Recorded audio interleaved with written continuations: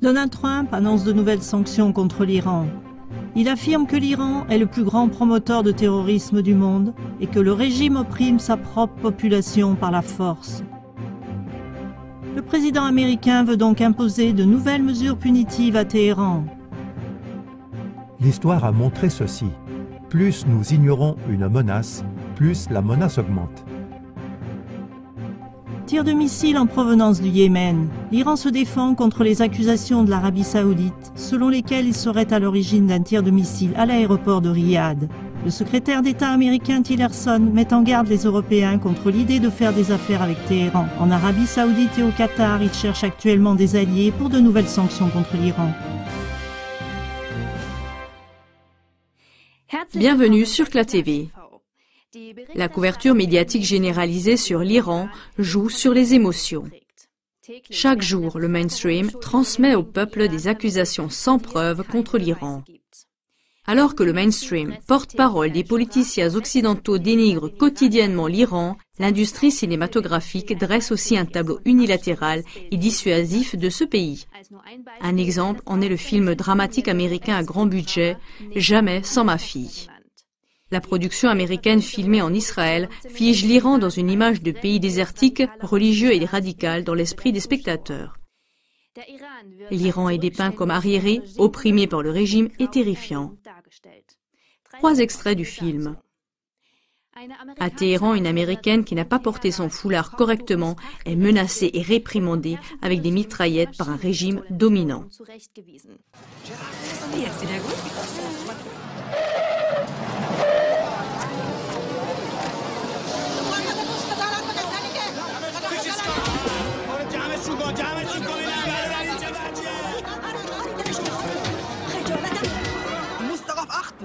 Jedes Haar, das man sieht, ist wie ein Dolch, der in die Herzen unserer Märtyrer sticht. Un Iranien qui est retourné dans son pays d'origine depuis les États-Unis décrit l'Iran comme ayant été ramené à l'âge de pierre après avoir été séparé du régime américain. Eins sage ich dir, dieses Land war vor der Revolution auf dem besten Wege, zivilisiert zu werden. Wir haben Chemiefabriken gebaut, Ölraffinerien, Multimillionen-Dollar-Industrien. Und was passiert? Alles verrottet in der Wüste, weil keiner weiß, wie man die Anlagen bedient. Ich komme mir vor wie in der Steinzeit! Le sort d'une femme maltraitée par son mari est utilisé abusivement pour nuire à la réputation de toute une nation. Lieber Gott, erhöre unser Gebet. Bitte hilf uns, den Iran zu verlassen. Und bring uns wieder nach Hause. Mais quelle est la part de dénigrement médiatique et quelle est la part de réalité? D'où vient cette attitude négative de l'Occident envers l'Iran et pourquoi les puissances occidentales se sentent-elles menacées par l'Iran? CLA TV s'est rendue en Iran afin d'obtenir sa propre image non censurée de la situation et de la population locale. Nous avons été surpris. Tout d'abord, on n'a rien vu d'un Iran désertique et arriéré.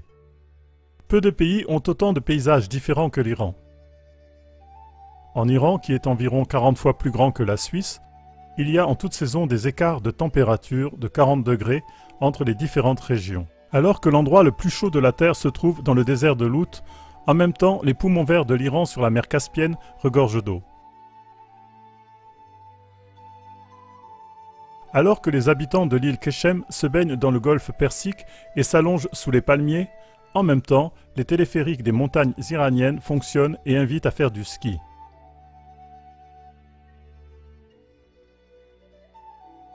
L'Iran possède plus de terres agricoles que l'Espagne et la France réunies. La grande différence climatique permet que presque tout pousse dans le pays à n'importe quelle période de l'année. Si vous voulez embarrasser un Iranien, demandez-lui ce qu'il n'a pas dans son pays. Les Iraniens sont aussi chaleureux que les paysages sont beaux. Ils ne peuvent guère être surpassés dans leur affection, leur serviabilité et leur hospitalité qui viennent d'un cœur authentique. Par exemple, nous avons attendu quelques minutes notre guide au grand marché à Téhéran. Pendant ce temps, malgré la foule nombreuse, on est venu vers nous au moins 5 fois pour voir si tout allait bien, si nous nous débrouillions ou si nous avions besoin d'aide. C'est autant de compassion et d'ouverture que j'ai expérimenté tous les jours de notre séjour. Les gens ont le sentiment d'appartenir à une grande famille. Le long des routes et sur les ponts sont affichées des photos de jeunes hommes morts dans la lutte contre le terrorisme. Pendant notre séjour ont eu lieu les funérailles d'une victime, un père de 2 jeunes enfants. Il avait été décapité. Plus d'1 million de personnes y ont participé et ont exprimé leur rejet de la guerre. Alors que la presse occidentale met en garde contre l'État policier iranien, nous n'avons guère vu de voitures de patrouille policière lors de notre séjour à Téhéran, contrairement aux États-Unis et aux pays occidentaux. Selon la Neue Zürcher Zeitung NZZ, l'Iran est considéré comme un État de surveillance. À Téhéran, par contre, nous avons connu pour la première fois ce que c'est de ne pas être constamment entouré de caméras de surveillance, de radars pièges, de police et de contrôle d'État. Nous n'avons pas non plus trouvé de policiers qui, par exemple, veillaient à ce que les règles de la circulation soient respectées. Ce n'est pas seulement le respect des règles de la circulation qui n'est pas surveillé, nous dit-on. Avec un prix de l'essence inférieur à 20 centimes le litre, l'absence de frais de stationnement et des voitures bon marché produites par le pays, de nouveaux problèmes se posent. Conduire une voiture est à la portée de presque tout le monde et se reflète dans le volume élevé du trafic. Il est plus proche de l'anarchie que d'un État policier, dit le politicien du ministère des Affaires étrangères iranien avec un sourire, alors que les voitures le dépassent à gauche et à droite. Nous sommes étonnés d'entendre que, même payer ou ne pas payer d'impôts est traité avec plus de miséricorde que chez vous en Occident. Le taux moyen d'imposition est de 1%. De plus, la franchise des soins médicaux est très basse. Selon le gouvernement, il y a 2 fois moins de malades du cancer en Iran que dans les autres pays. Parmi des dizaines de milliers de personnes, nous n'avons vu que très rarement des personnes en surpoids. La plupart d'entre eux jouissent d'une beauté et d'une santé extraordinaire. L'Iran est l'un des pays les plus indépendants du monde et n'est plus sous le contrôle de l'administration américaine.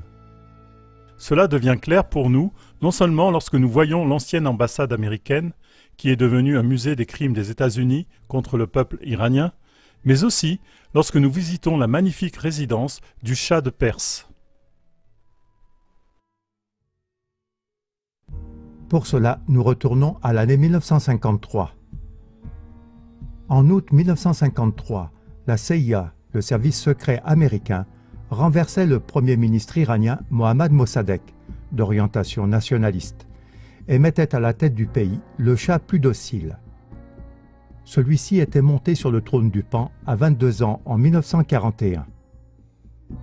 Au cours des années suivantes, des consortiums américains ont agi pour que le pétrole iranien coule de nouveau pour leurs propres intérêts.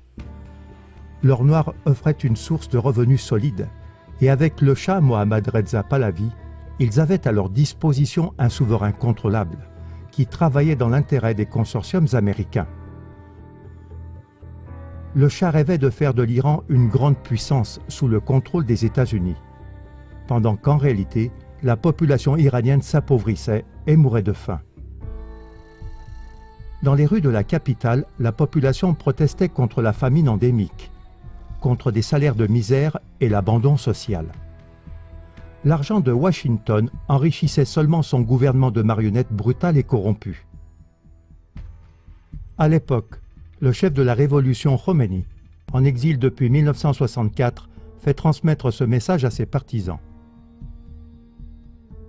Dans certains villages, les enfants sont si affamés qu'ils mangent l'herbe des pâturages. Mais ce régime tyrannique gaspille des millions de dollars pour diverses fêtes honteuses.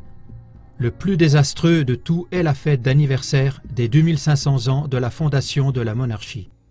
Le coût est estimé à 100 millions de dollars. Quiconque y participe trahit l'islam et le peuple iranien. Aujourd'hui encore, le musée de la torture des bras à Téhéran témoigne de la violence de ce sombre passé. C'est prouvé par des archives les tortures sanglantes des Iraniens qui n'étaient pas fidèles au régime. Ces archives présentent des images et des noms de tortionnaires du régime du Shah, formés par la CIA et le Mossad, qui tourmentaient ses combattants pour un Iran indépendant, avec une brutalité indescriptible et souvent jusqu'à la mort. En 1979, la révolution islamique a gagné. Le Shah Mohammad Reza Pahlavi, la marionnette américaine, a été chassé du pays avec sa troisième épouse Faradiba. l'ayatollah Khomeini est revenu et a établi un gouvernement fidèle au peuple et qui règne jusqu'à aujourd'hui, indépendamment de l'Occident. Contrairement à la représentation des médias et de l'industrie cinématographique, nous reconnaissons l'Iran comme un pays qui, depuis la révolution de 1979, a gagné en richesse, en stabilité et en cohésion. Des quartiers de villes modernes, des beaux parcs et zones d'excursion avec l'eau potable pour tous, des ponts ingénieux, un réseau routier moderne, par exemple avec des autoroutes en étages doubles, etc., témoignent du bien-être croissant et de l'esprit d'innovation du pays. Après la Révolution, l'économie de l'Iran s'est modernisée et largement étendue. Dans les zones de climat tempéré, les industries couronnées de succès de toutes sortes se sont établies. Le niveau d'instruction des deux sexes est élevé. Nous participons aux festivités d'Ashura en Iran. Par le passé, Spiegel Online a titré à propos de la fête d'Ashura « Il saigne pour Dieu et contre les États-Unis » et a décrit la fête de la manière suivante. C'est samedi, c'est Ashura. Aujourd'hui en Iran, en Irak, dans tous les pays où vivent des musulmans chiites, les croyants se souviennent de la mort d'Hussein et de ses partisans. Le sang jaillit sur les passants, des flaques se forment sur le sol. Aujourd'hui, dans le monde entier, des chiites se flagellent eux-mêmes, souvent jusqu'à perdre conscience. Les croyants fêtent la naissance de leur religion. Sur place, on nous explique le vrai sens de ces festivités. Soit dit en passant, nous ne voyons aucune goutte de sang pendant la procession. C'est interdit de se battre jusqu'au sang, bien que des minorités radicales inclinent parfois à de telles actions, nous expliquent les organisateurs de la fête d'Ashura à Téhéran. D'après une coutume de plus de 1300 ans, les chiites se souviennent pendant ces 10 jours du martyre du 3e imam Hussein. Pendant ces jours, partout dans les rues, on distribue gratuitement à manger et à boire. La plupart des restaurants ferment pendant Ashura parce que les gens sont pourvus en tout par les riches. Dans les manifestations et chants communs, tous se frappent la poitrine et se souviennent de l'imam qui a œuvré pour la justice et a péri. On nous explique que cette fête a une signification profonde encore aujourd'hui. Ce serait plus qu'une fête commémorative, car il serait demandé à chacun de commencer chez soi personnellement, dans sa propre vie, à défendre la paix et la justice d'après le modèle de l'imam. Ils s'avertissent l'un l'autre contre l'animosité et ils appellent à s'investir pour la paix, en commençant par soi-même. Ainsi, de futures guerres seront évitées. Partout, même des hommes pleurent sans gêne dans la rue.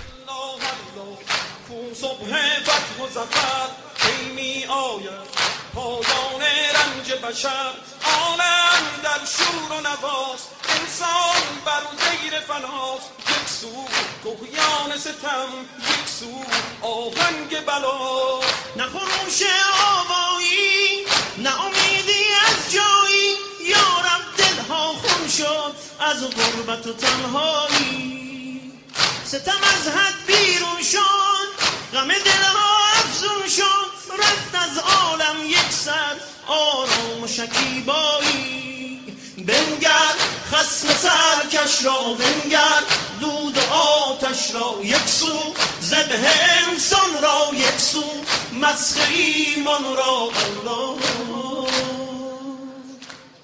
الله الله الله الله فریاد از جور زمان الله الله فریاد از اهل منام در گمراهی سرگردان مانده بشر بی رونق شد ایمان از فتنه و شر وای از روزگار تنهایی یا رب بودم مسیحایی.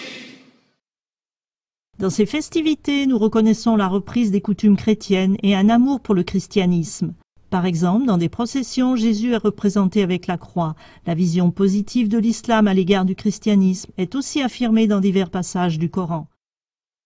Tu constateras que les hommes les plus proches des croyants par l'amitié sont ceux qui disent « Oui, nous sommes chrétiens ». De même, en ce qui concerne la division entre chiites et sunnites, on nous a plusieurs fois témoigné que ce sont les médias qui l'attisent pour servir des buts politiques. Selon ces personnes, la division est équivalente à celle qui existe dans le christianisme entre catholiques et protestants. Pour le peuple, cela ne joue aucun rôle important dans le quotidien. Il est aussi courant d'avoir des mariages mixtes. D'autres slogans par lesquels la société occidentale a critiqué et condamné l'Iran sont par exemple l'obligation du port du voile ou l'interdiction de boire de l'alcool, la censure de l'information ou de sites internet immoraux. Nous terminons notre rapport de voyage avec des questions auxquelles chacun peut répondre par lui-même et qui vont aussi nous occuper à l'avenir. Obligation du port du voile en public. Pourquoi le gouvernement américain utilise-t-il 2 poids 2 mesures en ce qui concerne les droits des femmes en Iran et en Arabie Saoudite, l'État ami des USA? Chez ce partenaire stratégique des États-Unis, les droits de la femme sont nettement plus restreints qu'en Iran. Pourquoi ne sont-ils aucunement critiqués en ce qui concerne l'Arabie Saoudite?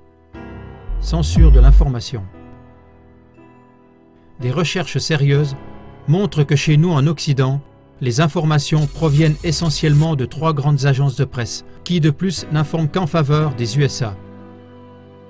Les guerres de l'OTAN qui y sont automatiquement reliées sont justifiées au nom de l'aide humanitaire. Dans la presse occidentale, les contrevoix sont catégoriquement censurés, que ce soit au sujet de la politique au Moyen-Orient, des guerres, de la science, de l'industrie pharmaceutique, de l'économie, des finances, etc. Dans la presse iranienne, nous avons trouvé des contrevoix et des explications sur les arrière-plans d'attaques terroristes, de faits de guerre et d'autres choses que chez nous on ne trouve que dans les médias alternatifs. Nous avons été surpris de voir que la majorité du peuple iranien comprend les faits politiques. À quoi va mener l'information unilatérale qui existe chez nous? Interdiction de boire de l'alcool en Iran. À quoi va mener dans notre société la consommation excessive d'alcool?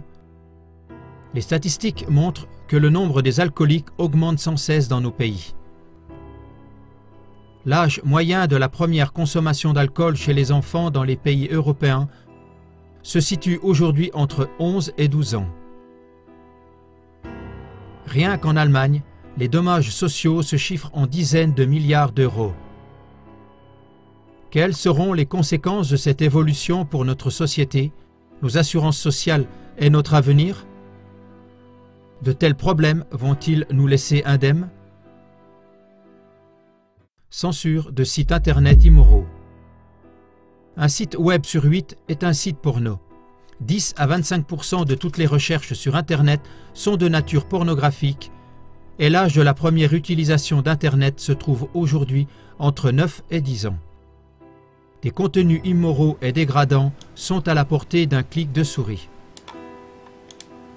Cette évolution va-t-elle laisser notre société indemne? Et si de tels développements allaient provoquer des dommages persistants dans les générations à venir?